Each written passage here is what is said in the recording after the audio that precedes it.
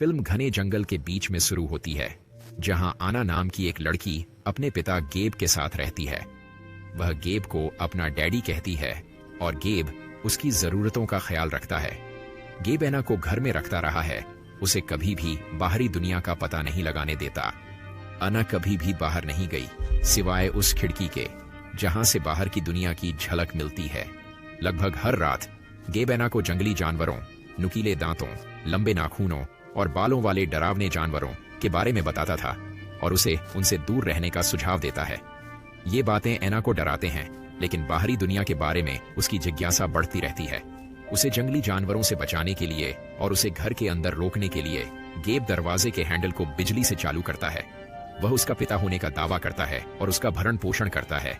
वो एना को खाने के लिए केवल सब्जियां देता है और मांस खाने से मना करता है। एक दिन एना गेब को किसी और से बात करते हुए सुन लेती है और उसकी जिज्ञासा उस पर हावी हो जाती है। वह दरवाजे के हैंडल को छूती है और उसे एक शक्तिशाली बिजली का झटका लगता है, जिससे वह बेहोश हो जाती है। बाद में जब वह उठती है तो गेब उसके पास होता है और समझाता है कि बिजली का जाल जंगली जानवरों को दूर रखने के लिए है। वह बताता है कि वह पृथ्वी पर आखिरी जीवित बच्ची है और उसकी रक्षा करना उसका कर्तव्य है। एना उस व्यक्ति के बारे में पूछती है जिससे गेब बात कर रहा था, लेकिन वह यह कहता है कि धरती पर वे ही एकमात्र इंसान बचे हैं। एना के जन्मदिन पर गेब ने उसे एक साथी के रूप में केक और एक हैमस्टर देता है, जिससे वो खुश हो जाती है। हालांकि एक दिन हैमस्टर मर जाता है और गेब एना को मौत के बारे में बताता है। जैसे जैसे एना बड़ी होती जाती है, उसे जंगल में जंगली जानवरों के बुरे सपने आने लगते हैं। जब वह प्यूबर्टी में पहुंचती है और उसे पीरियड्स आने लगते हैं, तो गेब को उसके बिस्तर पर खून के धब्बे मिलते हैं। चिंतित होकर वह लूप्रोलाइड नाम की एक दवा देता है, जो उसके ग्रोथ को धीमा कर देती है और समय के साथ उसके स्वास्थ्य को खराब कर देती है। यह दवा सालों तक चलती है और इससे अना को दर्द और बेचैनी होने लगती है। अब और सहन करने में असमर्थ, वह गेब से अनुरोध करती है कि वह उसे उसके हैमस्टर की तरह एक बेहतर जगह पर भेजकर उसके दुख को समाप्त करे। यह सुनकर गेब दुखी हो जाता है, क्योंकि वह छोटी बच्ची को उसके जन्म के बाद से ही परेशान कर रहा है। इसलिए वह बंदूक निकालता है और खुद पर ही चला लेता है। अगले सीन में एना एक अस्पताल में अपरिचित चेहरों से घिरी हुई जागती है, जिससे वह घबरा जाती है। फिर वह तुरंत अपने कमरे से भागकर छत पर चली जाती है, जहां वह पहली बार सूरज की गर्मी का अनुभव करती है। हालांकि अस्पताल के कुछ लोग उसे वापस अस्पताल के कमरे में ले आते हैं और उसे बिस्तर पर लेटा देते हैं। शेरिफ एलन उसे शांत करने में मदद करती है और उसकी असली पहचान के बारे में जानने की कोशिश करती है। डॉक्टर बताते हैं कि एना को लूप्रोलाइड की अधिक मात्रा दी गई है, एक ऐसी दवा जो मैच्योरिटी में देरी करती है और ग्रोथ को रोकती है। यह सुनकर शेरिफ एलन आना को आजाद करती है और उसे अपनी कस्टडी में ले लेती है। वह उसे अपने घर ले जाने का निर्णय लेती है, जहां वह अपने भाई रे के साथ रहती थी। शेरिफ उसकी देखभाल करने के लिए भी तैयार होती है, जबकि वे उसकी पहचान पता करने के लिए डीएनए टेस्ट करते हैं और यह भी पता लगाते हैं कि गेब उसका पिता है या नहीं।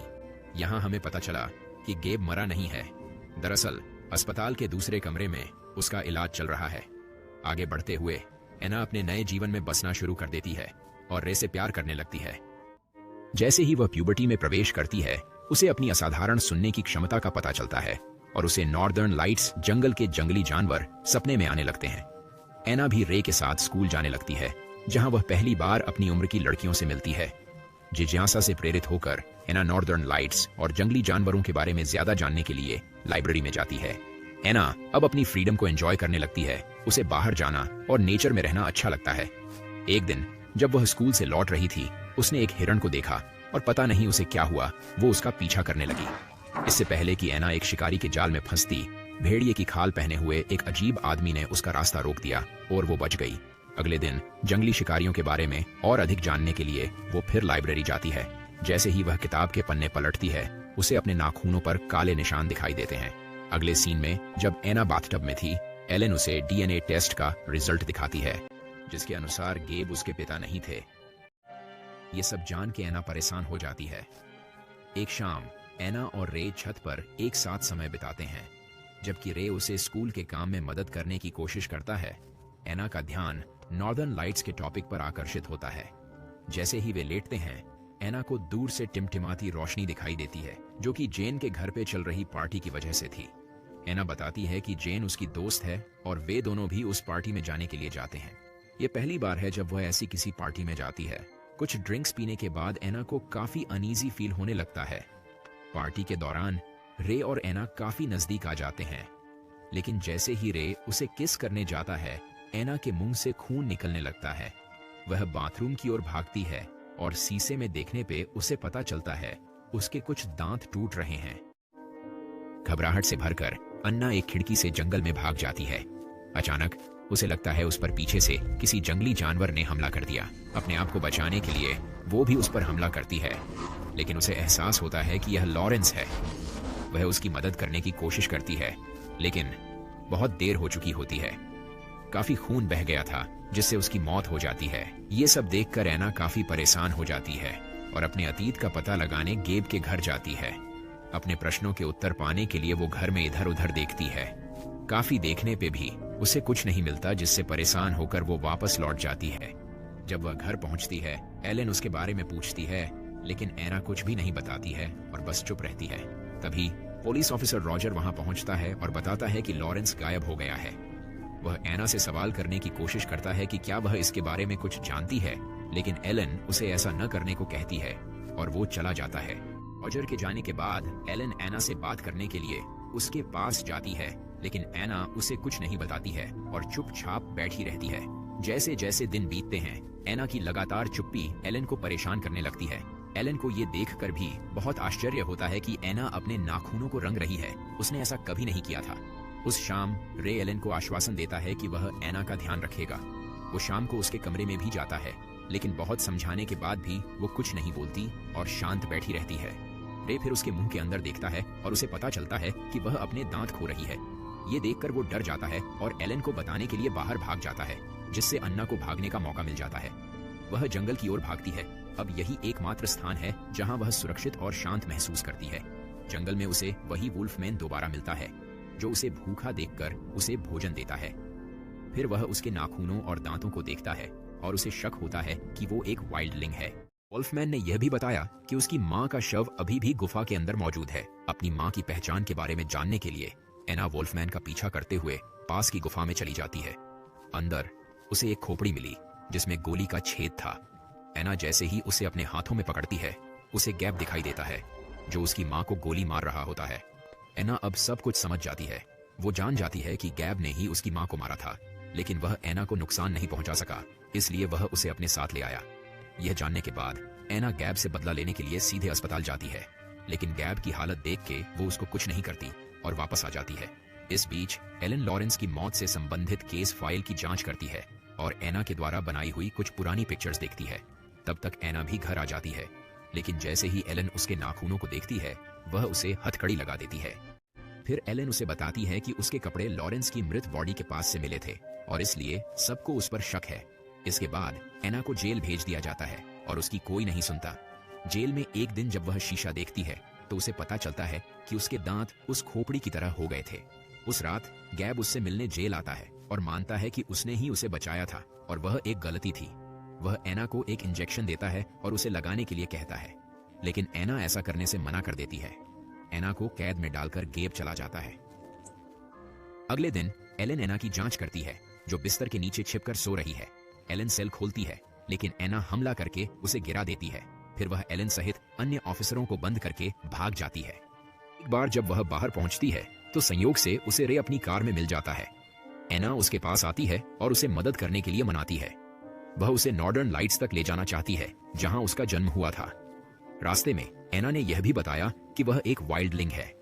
बाद में रे ने जंगल के बीच में कार रोक दी और एना ने अकेले ही अपनी यात्रा जारी रखने का फैसला किया। रे उसकी एना के लिए चिंतित है, इसलिए वह उसका पीछा करना शुरू कर देता है। अंधेरे में एना पास की झील में तैरती है और भीग जाती है, इस चिंता में कि उसे सर्दी लग सकती है। रे ने उसके कपड़े सुखाने के लिए आग जला देता है। जैसे ही एना अपने कपड़े उतारती है, रे उसकी पीठ पर बाल उगते हुए देखता है और चौंक जाता है। हालांकि एना ने उसे आश्वस्त किया कि वह सुरक्षित है और वह उसे नुकसान न पहुंचाने का वादा करती है। फिर सीन रॉजर और गेब पर केंद्रित हो जाता है, जो एना के भागने पर चर्चा करते हैं। बहुत सोचने के बाद उन्होंने एना को पकड़ने के लिए शिकारियों के एक ग्रुप को बनाने का निर्णय लिया। अगले सीन में हम एना और रे को जंगल में भागते हुए देखते हैं, जबकि पुलिस के कुत्ते उनका पीछा कर रहे हैं। अचानक रे को कंधे पर गोली लग जाती है। जैसे ही भागने का रास्ता खत्म हो जाता है, एना रे को एक ऊंची जगह पर ले जाती है। उसे बचाने के लिए वह उसे पानी में धकेल देती है और फिर खुद भी कूद जाती है। इसके बाद एना शिकारियों को एक अलग दिशा में ले जाती है, जबकि रे को अलग दिशा में भागने के लिए कहती है। फिर एना सीधे उसी गुफा में जाती है जहां उसे अपनी मां के अवशेष मिले थे। उसके बाद रे भागते भागते अपनी बहन से मिलता है और उसे बताता है कि एना अब उसके साथ नहीं है, एना अब अकेले हैं। जंगल में रहने के पहले कुछ दिनों के बाद एना जंगली जानवर में बदल जाती है। खुद को शिकारियों से छुपाने के लिए वो अपने चेहरे और शरीर को गंदगी से ढक लेती है। एक सुबह स्कूल जाने के दौरान रे ने रोजर को गैलन में गैस भरते हुए देखा। उसे शक हुआ कि शायद ये एना को मारने की कोई योजना कर रहा है, इसलिए रे ने तुरंत एलन को फोन किया और उसे इस बारे में सूचित किया। जंगल में एना अब शिकारियों को मारना सीख गई थी। अब वो पूरी तरह से जंगली जानवर बन चुकी है और पलक झपकते ही वो लोगों का शिकार कर सकती है। अगले सीन में एलन परेशान एना को बचाने के लिए जंगल में पहुंचती है। उसे इधर उधर गिरे हुए शवों को देखकर डर लगता है और तभी रोजर मामले को और खराब करने के लिए उसे बंदूक की नोक पर पकड़ लेता है और दूर रहने कहता है।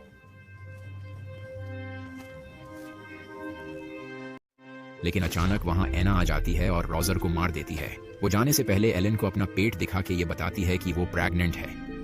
अगले सीन में जंगल में शिकारी आग लगाते हुए दिखाई जाते हैं, जिससे एना का गुस्सा और भड़क जाता है। अब एना को बचने के लिए किसी और जगह जाना होगा। गर्भावस्था के कारण उसकी ताकत कम होने के बावजूद एना तलाश में इधर उधर भागती रहती है। भागते हुए वो एक परिचित गुफा में पहुंच जाती है जहां वो पैदा हुई थी। वहां जाकर सब कुछ उसे याद आ जाता है और वो निराश हो जाती है। कुछ समय बाद गेब वहां आ जाता है और उसे ट्रैंक्विलाइजर देकर बेहोश कर देता है। एना कमजोर हो गई, जिससे वह फर्श पर गिर पड़ी। फिर गेब उसकी मां के बारे में याद करते हुए उसे भी वैसे ही मारने की बात करता है। वह अजन्मे बच्चे को निकालने के लिए उसका पेट काटने लगता है, लेकिन एना अपनी पूरी ताकत से उस पर हमला करती है और गेब की गर्दन पर वार करती है। इससे उसकी मौत हो जाती है। इसके बाद वह एक बार फिर जमीन पर गिर जाती है। होश में आने पर एना वोल्फमैन को उसके घावों पर सिलाई करते हुए पाती है। अगले दिन एना को खोजते समय एलन और रे ने उसे दूर से देखा और उसे अकेले जंगल में जाने दिया ताकि वह अपनी जिंदगी आराम से जी सके। उन दोनों का मानना है कि उसे जाने देना उसके लिए सबसे अच्छी बात होगी। आखिरकार एना अपने अंतिम लक्ष्य नॉर्दर्न लाइट्स तक पहुंच जाती है। अपने बच्चे को गोद में लिए हुए वो सुंदर आसमान की ओर देखती है, जिससे उसे शांति मिलती है। फिल्म के अंत में एना को दूर से एक जंगली जानवर की आवाज सुनने के साथ होता है, जिससे ये पता चलता है कि उनकी प्रजाति अभी तक जीवित है।